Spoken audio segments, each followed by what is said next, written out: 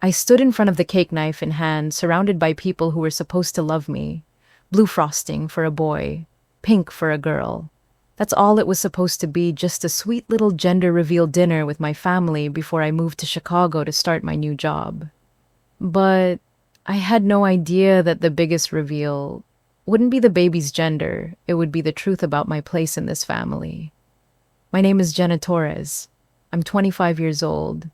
I just graduated from Yale Law, passed the bar my first try, and I'm 5 months pregnant. Yeah, I know. Not exactly the order my parents dreamed of, but I thought naively that the law degree would soften the blow, that the good news would cancel out the bad. Turns out, I didn't understand my parents at all. As soon as I placed the knife into the frosting, I saw it. My mom's eyes narrowing, my dad's expression going stiff. My sister gasped. My uncle choked on his iced tea because they saw the tiny baby bump beneath my dress. And just like that, the air shifted. Someone asked, "Wait, are you pregnant?" And before I could even speak, my dad exploded. "You're pregnant," he shouted. "With whose baby?" I opened my mouth, but he didn't let me answer. "Don't tell me it's that Patel boy." My heart dropped. Aiden Patel, my fiancé, the man I love, the father of my child, and the son of my father's biggest business rival. I tried to explain. I tried to tell them we'd been together for years, that we were getting married in August, that I had a plan. But none of it mattered. My dad stood up so fast his chair fell back. He pointed at me like I was a stranger. "You're not my daughter anymore." The room went dead silent. And in that moment, I realized something. They never really cared who I was.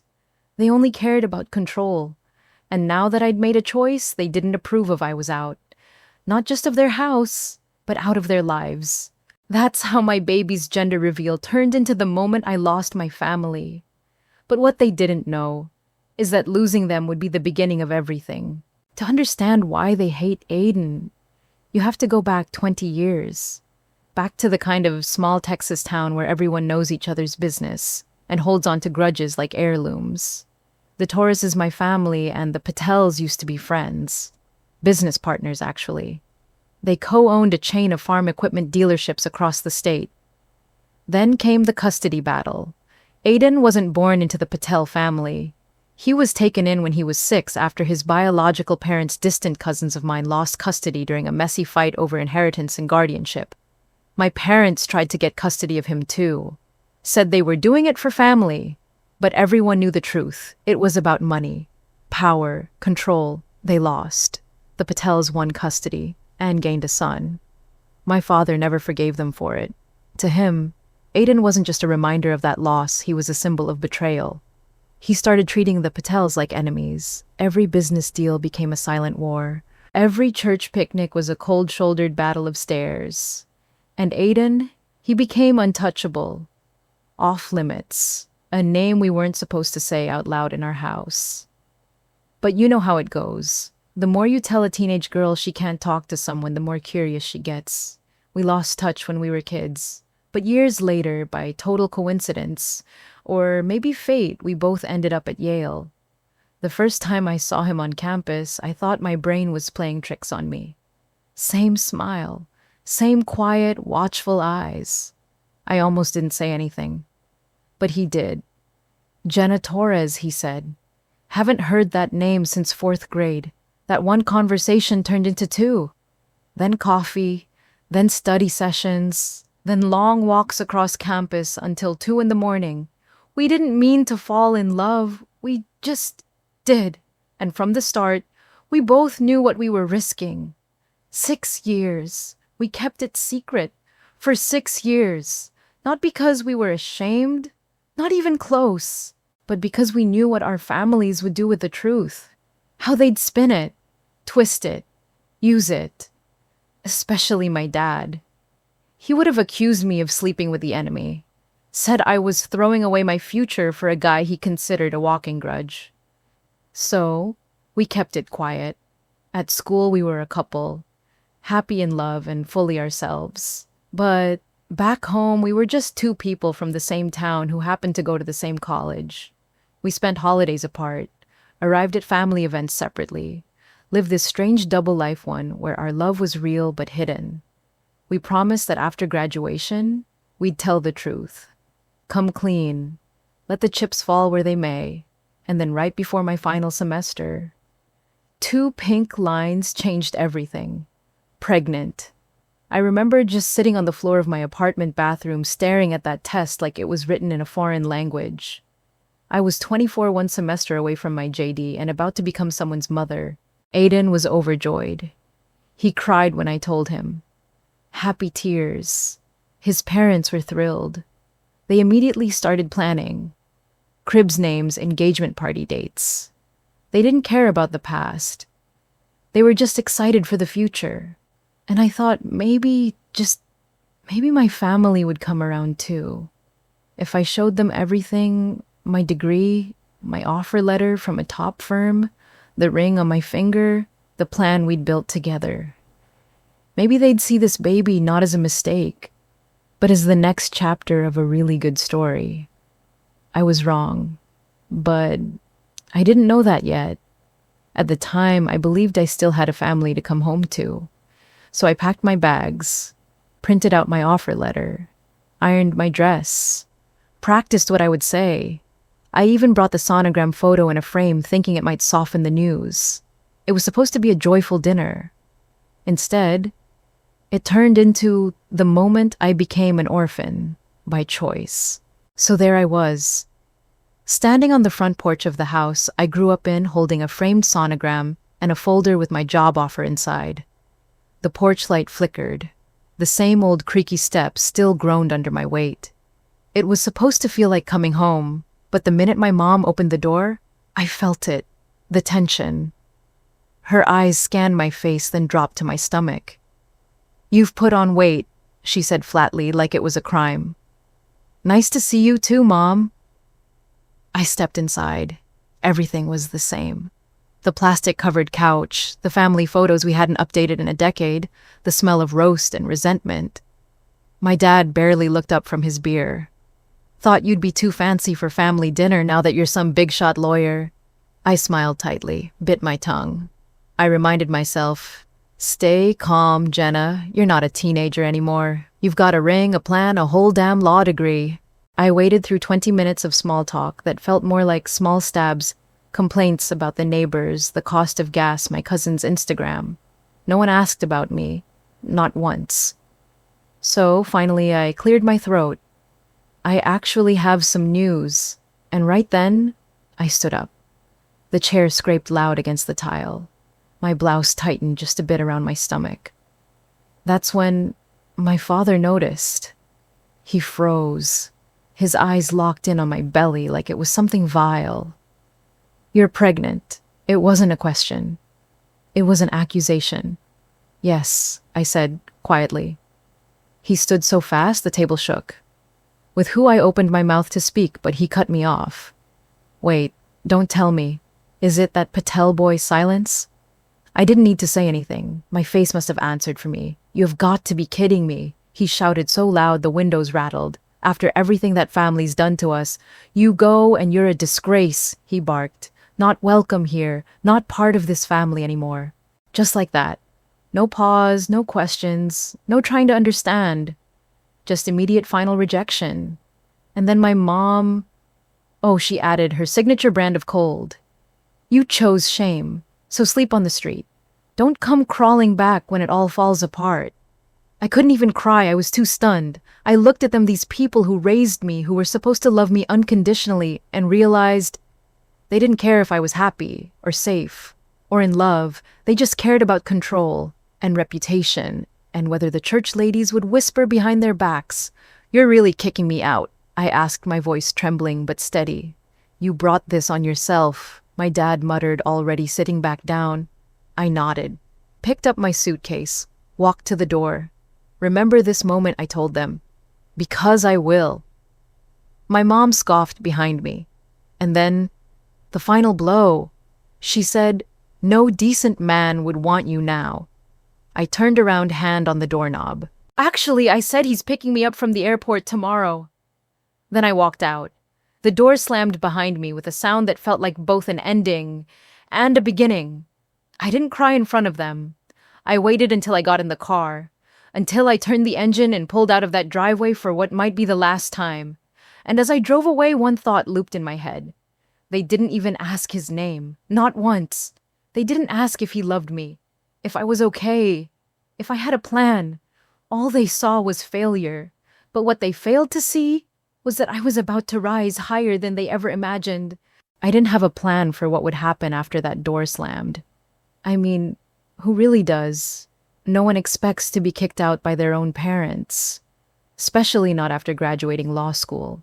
Especially not while 5 months pregnant. I drove around for a while, just circling the town I thought was home. Walmart parking lot, the gas station where I used to buy Slurpees after school, the high school stadium where I once gave a speech about dreams and determination.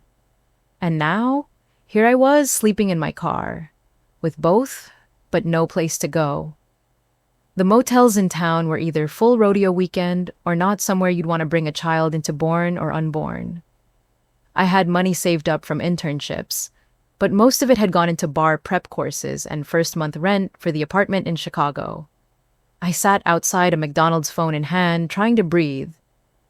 Then I did the one thing I hadn't wanted to do. I called Aiden. He picked up on the first ring. "Hey, babe," he said. "How'd it go?" I wanted to lie. I really did, but my voice broke before I could say a word. They kicked me out. Silence. Then what I laughed, but it came out bitter. Yep, told me I'm not their daughter anymore. Said I can sleep on the street. Didn't even ask who the father was. "Where are you right now?" His voice shifted low, urgent. "In the McDonald's parking lot on 12th, trying to decide if I should sleep in my car or risk the Desert Ridge Inn by the highway."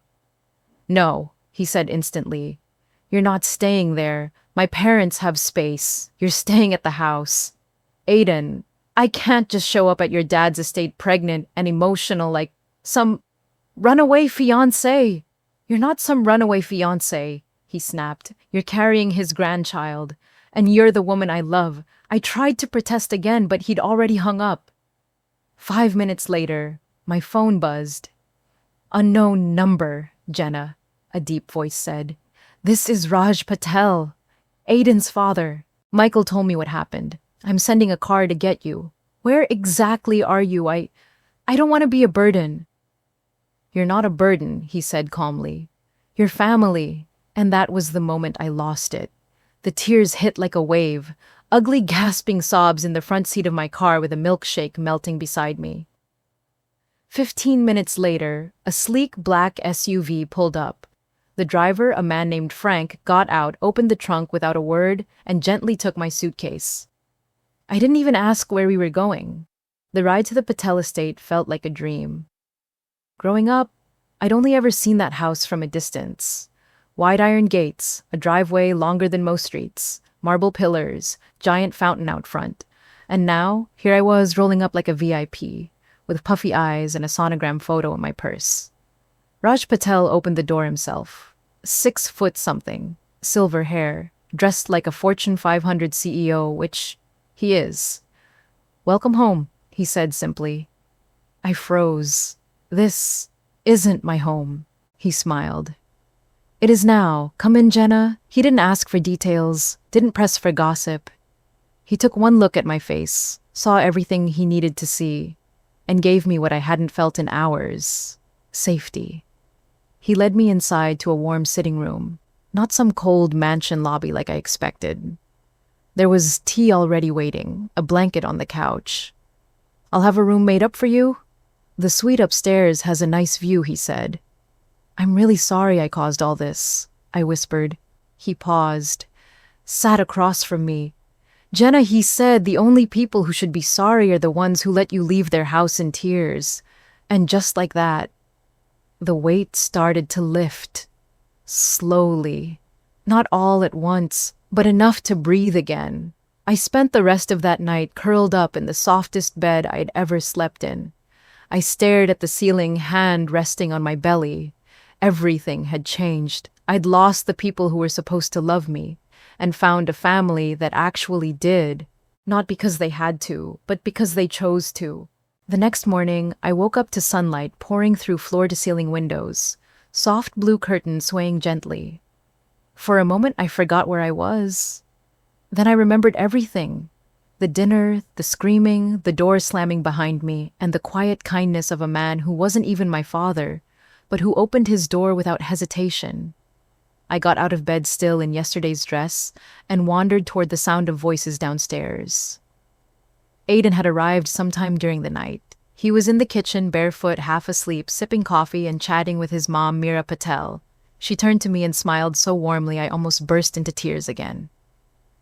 "There she is," she said, walking over. "Come here." And just like that, I was wrapped in a hug that smelled like jasmine and cinnamon and felt like home. She didn't ask questions either, didn't need explanations. She just said, "You must be exhausted. Sit, eat." I sat, I ate, and for the first time in days, I felt human again. Later that afternoon, Mira said, "There's someone who wants to see you." Before I could ask who, the door opened, and in walked Aunt Camille. I hadn't seen her in years. My mom's estranged sister, the one we weren't allowed to talk about. The one who moved to California, stayed single, ran her own design business, and never came home for holidays. "You look just like your mother," she said softly. "But you've got your father's stubborn jaw." I didn't know what to say. I just stared at her. How did you know I was here?" Mira called me, Camille said. "Said you might need someone who knows your family and sees through them." Then she handed me a box. Inside were things I hadn't seen since high school. Old photos, letters I'd written to her that my mom never mailed, a charm bracelet she gave me for my 13th birthday that mysteriously went missing. "I kept them," she said, "because I always knew one day you'd come find your own people." That day had come, and the timing couldn't have been more perfect. Camille offered to help me settle and prep for the bar and get everything ready for the baby without the judgment, the rules, or the passive-aggressive comments I'd grown up with. She even offered something unexpected. "You need a shower," she said. "I know," I laughed, sniffing my arm. "No, I mean a baby shower. Let's throw one, and let's invite your parents." I froze. "What? No, absolutely not. Why would I?" "Because it's not about them," she said gently. "It's about you, and showing this baby the kind of love they're going to be born into." I hesitated. "I don't want them to ruin it. They can't ruin what they don't control." I thought about it. A chance to take my story back. On my terms. Not with tears in a driveway or yelling over meatloaf, but with dignity, surrounded by people who chose me. People who stayed. So I agreed. We started planning the next day. Aiden's parents offered to host it at their home. Camille hired a local chef. Aiden helped build a custom photo wall with our ultrasound pics and baby name options. It wasn't a spectacle. It wasn't flashy. It was real. Warm. Soft. Full of light and laughter and healing. For the first time in weeks, I felt hopeful. I didn't have everything figured out, but I had people. And that made all the difference. The baby shower invitations went out the next morning. Digital ones with hand-painted florals and soft gold text. Camille was classy like that. And at the bottom in the RSVP section, there were 2 names I wasn't sure we'd actually include. My parents, Gerald and Denise Torres. My hands trembled as I typed in their email addresses. It felt absurd.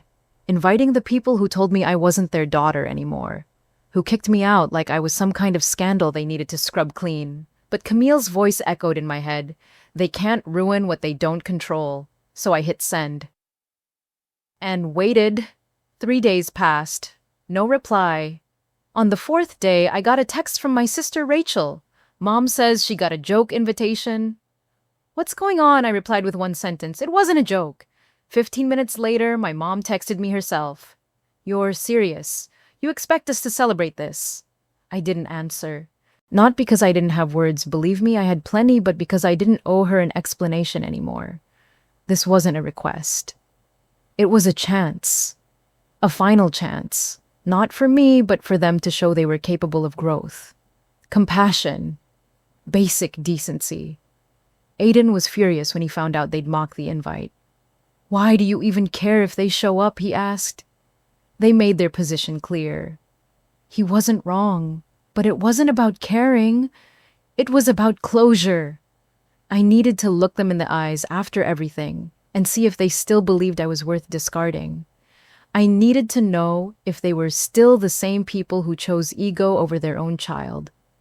So, I told Aiden something I hadn't even admitted to myself until that moment. I want them to come, so I can finally stop hoping they'll be different. He was quiet for a while. Then he took my hand and said, "Then let them come." Camille, on the other hand, she was thrilled.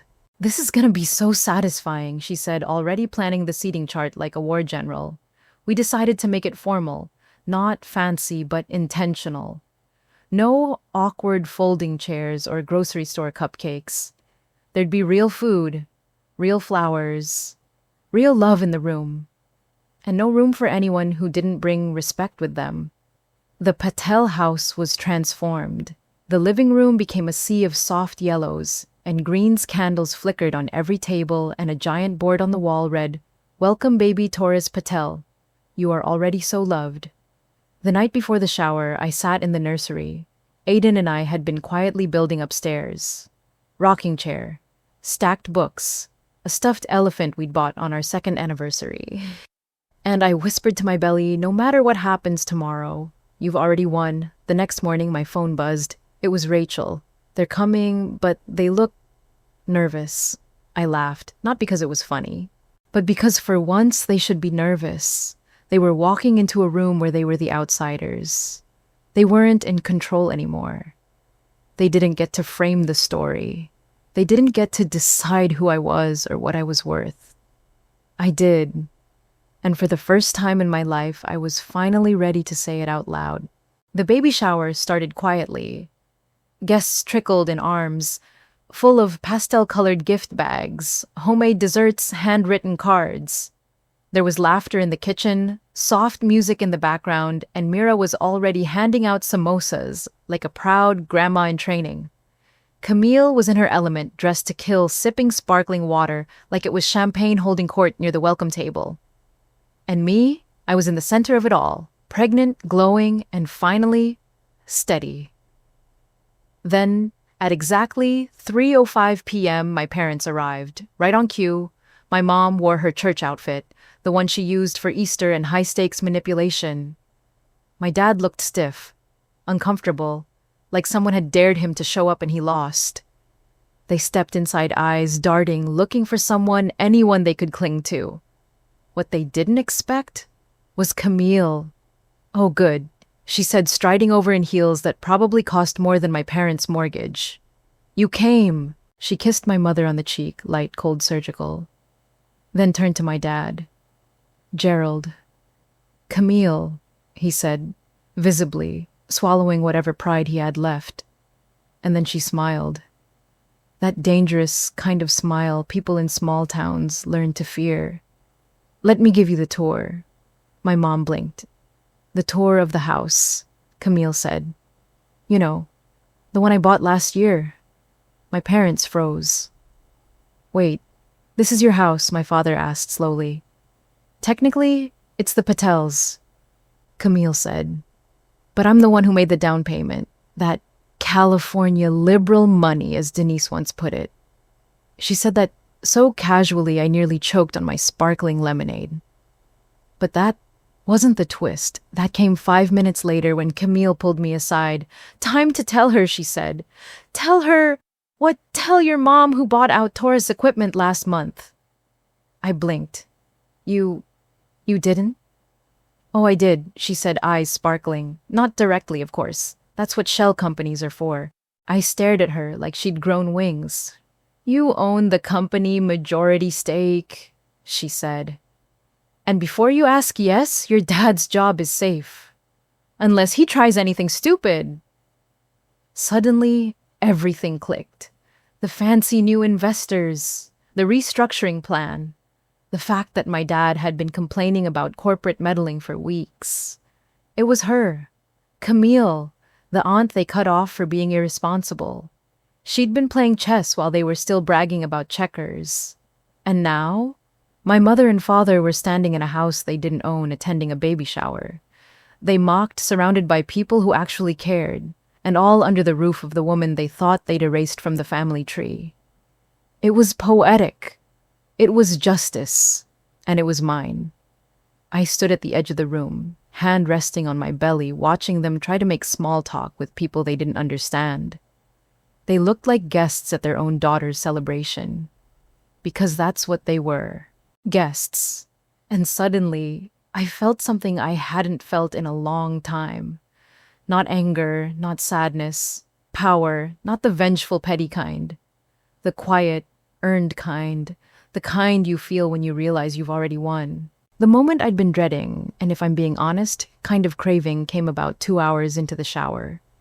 Camille had just stepped outside to take a call. Mira was helping a neighbor adjust the buffet table. And that's when my parents cornered me. It wasn't dramatic. No shouting, no scene, just quiet pressure. My mom stepped close. Too close. "We need to talk," she said through her teeth like she was trying to keep up appearances. I didn't move, didn't flinch. "Then talk." My dad cleared his throat. "We came here to apologize."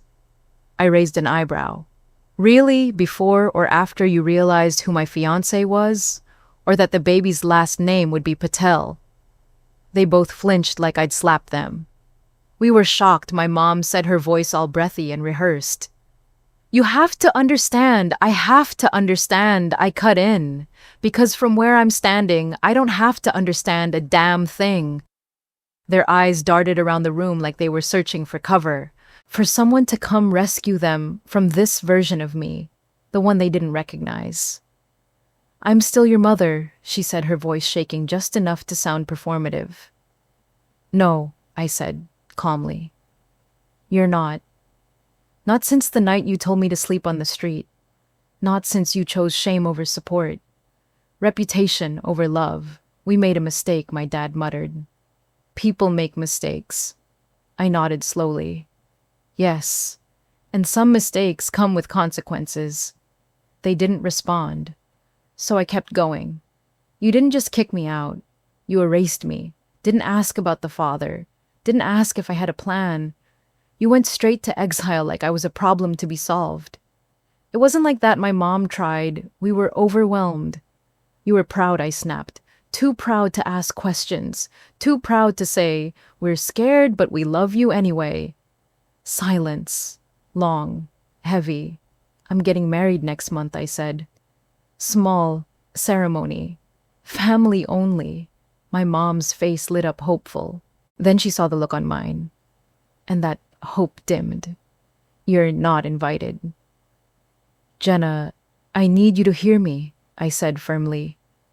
"You don't get to pick and choose when you want to be my parents. It doesn't work like that anymore." "But this is our grandchild," my dad snapped, his voice suddenly rising. "You can't cut us out." "I can," I said. "And I will, because being a grandparent isn't a right. It's a privilege." He opened his mouth to argue, but then someone stepped in beside me. Camille. She'd heard everything.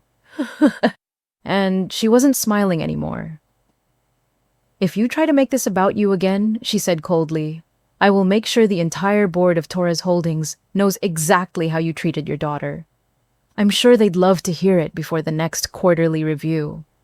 My dad's face went pale.